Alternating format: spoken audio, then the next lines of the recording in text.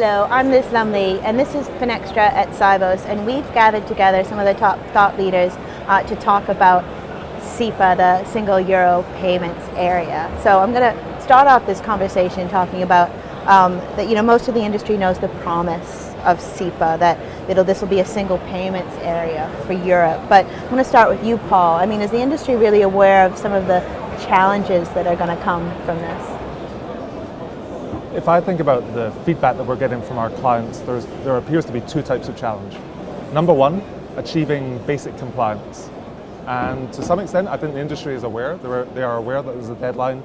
They're aware more or less of what they need to achieve for themselves. And there is an acceptance about whether or not they will make it. The second type of challenge, though, is more subtle, which is Sepa in the supply chain of a transaction. And we are seeing clients now beginning to worry about whether or not their suppliers are Sepa compliant, whether or not their banks are compliant, whether or not their banks, correspondent banks, are compliant, whether or not their payroll systems are sufficiently up to date, whether or not their HR providers are sufficiently up to date. And so this additional challenge, I would say that on the first part, most people are aware, and there is a building consciousness about what needs to be done. On the second part, there appears to be a dawning but fastly approaching concern. Yeah, I saw you nodding. I wanted all the banks to I would say there is a different sense of awareness, and I would make the difference also between banks and clients. Banks, we've been working on that for years. We're investing massively on that front. So of course, the level of awareness is there. We had to pay for it. We had to adapt our systems. So that's right. When it comes to the clients, it's quite different. I would say it's quite different.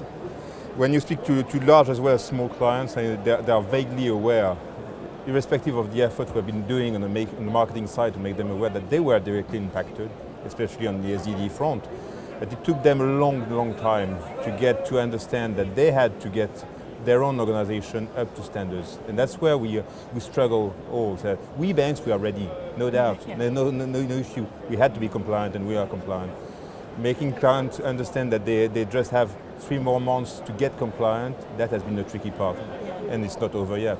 Yeah, it seems like the bank story is over, and it's now that whole ecosystem. Yes, and it's not there. It's not a given for clients, because they had to invest almost as much as we had, whereas there is no business case for them. It's just to make the remittances fly through as they used to do before. Sorry. No, I didn't mean to try. And as I say, the tricky part is to make, say, purely domestic clients understand that even if they didn't trade abroad, they had to make their organization compliant. Okay. I was just going to come back on something you said, Liz, actually, that the bank story is over. I'm not sure that's true. Because to be perfectly honest, I think that I totally agree with Pascal. We've been doing this for years, right? How many conferences have we gone to as banks talking about Sepa for the last 7 or 8 years? But I think as we get closer to migration, as we get closer to the deadline, and then, to be perfectly honest, without being pessimistic, post-deadline, I think the work really starts. And I think for banks, there will be, in fact, a re-acceleration of the Sepa initiative in terms of investment and in terms of energy, because then we will really have something to do. Yeah, I heard Growler. I mean, was that wishful thinking of my part, saying the bank story was over? I would say, with the banks, it's no different than with the corporates, right? The more sophisticated, the ones that have a broader footprint, are ready or have dealt with it. They have come to those conferences. There are many banks that have not grasped the entirety of the challenge, and it's the same with corporates. So when you speak with regulators, they're actually greatly concerned about the preparedness of corporates as well as some of the banks. So I think it's going to be quite a race towards the end, and clearly, we have to get there. And in the end, it's like many other initiatives, we will get there. But it's going to be an interesting final, 6 months or so. Yeah. So 5, like 4, 3.5. February. 1st of Feb. Yeah. So looking at those challenges, then how is Sepa really going to impact banks' operational processes then? Well, in theory, if everything works as prescribed, right? It's a prescription that got laid upon us. It has to improve the straight-through processing, undoubtedly. I mean, the very big opportunity is that the upside is that it's one format. So in principle, everyone works on the same format. Now XML, now we've had some iterations of this too, but at the end of the day we'll come to one format, and corporates will have to present data in that format, and therefore straight through should go up. It actually has to go up, because no longer will banks be able to charge differently for different payment tools. And Sepa is to benefit the corporates and the consumers. So banks had to invest a lot of money to make this happen. And the straight-through so straight-through processing has to be straight-through processing and not straight-through printed this time. Otherwise, it's actually going to become a very costly exercise. Does that ring any bells? Does that ring true for you too? Fully. Irrespective of Sepa, we're anyway pushing on the STP, that's for sure.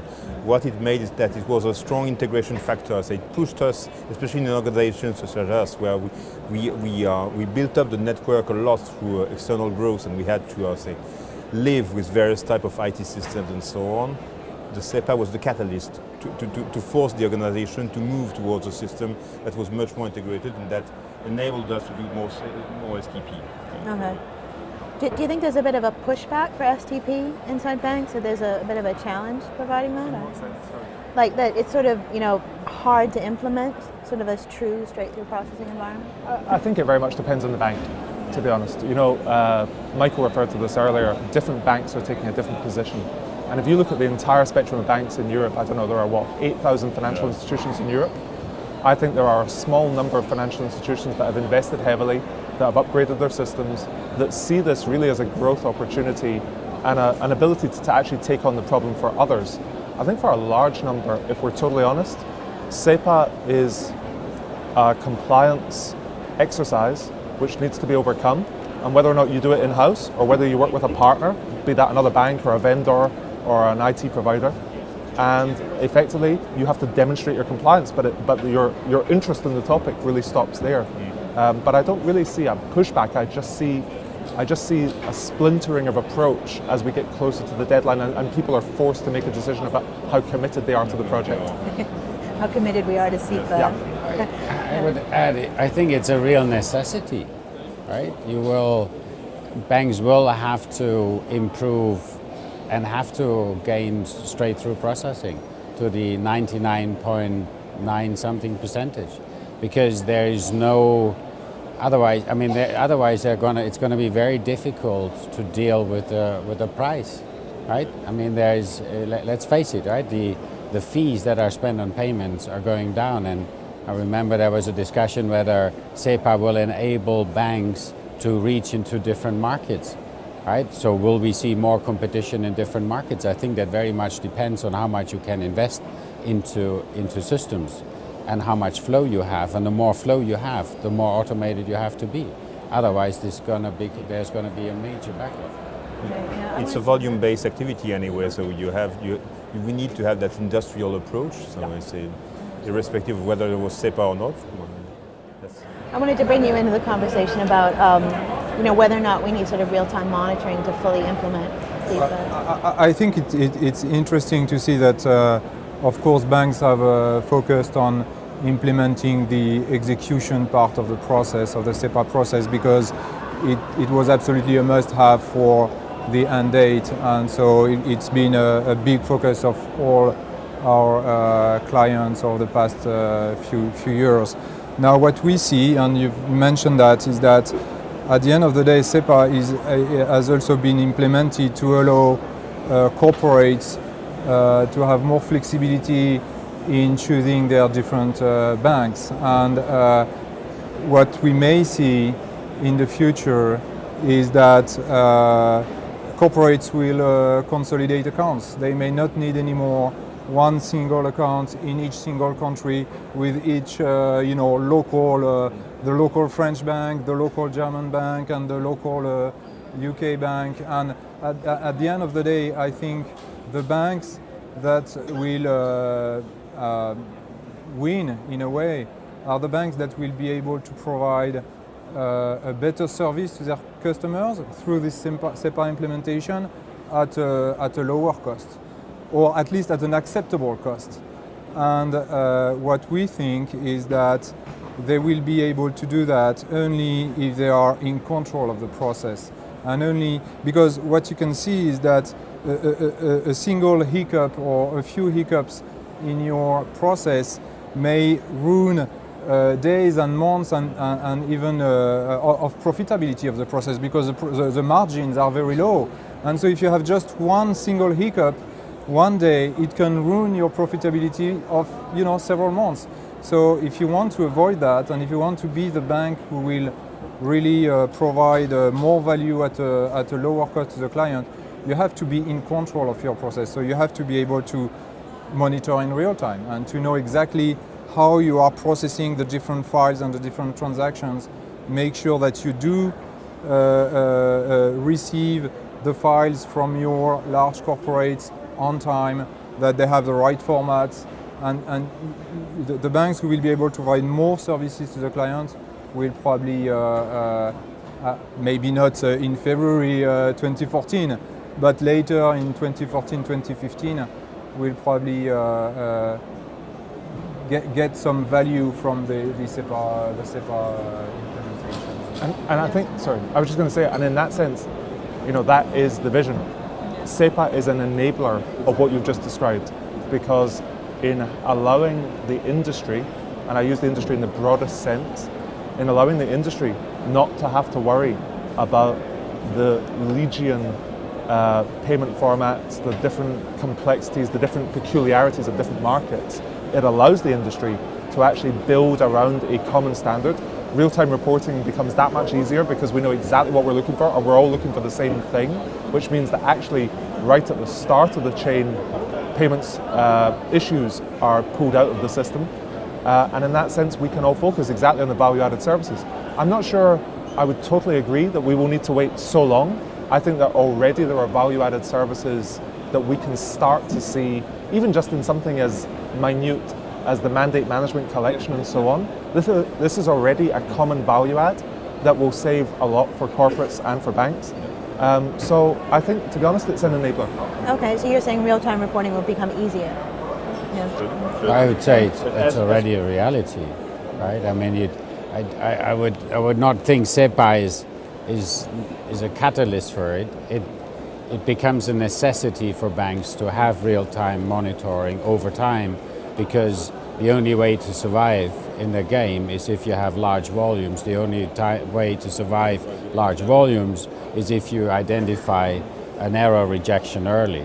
So I think for us it's just a mere continuation, but it's going to accelerate for many. And I also agree that value-added services will start quickly. But I totally agree that if you keep volumes ramping up, so if you do large utilities transactions and other transactions, you need to know that something is wrong early in the day and not at the end of the day. Because one, you may have real losses. The other piece is simply to repair is going to take for a very long time. So I think it's more a continuation, but I didn't want to interrupt you. Back to Paul's point, I think as far as corporates are concerned, we should see two phases. Let's make the cut, that's the first phase.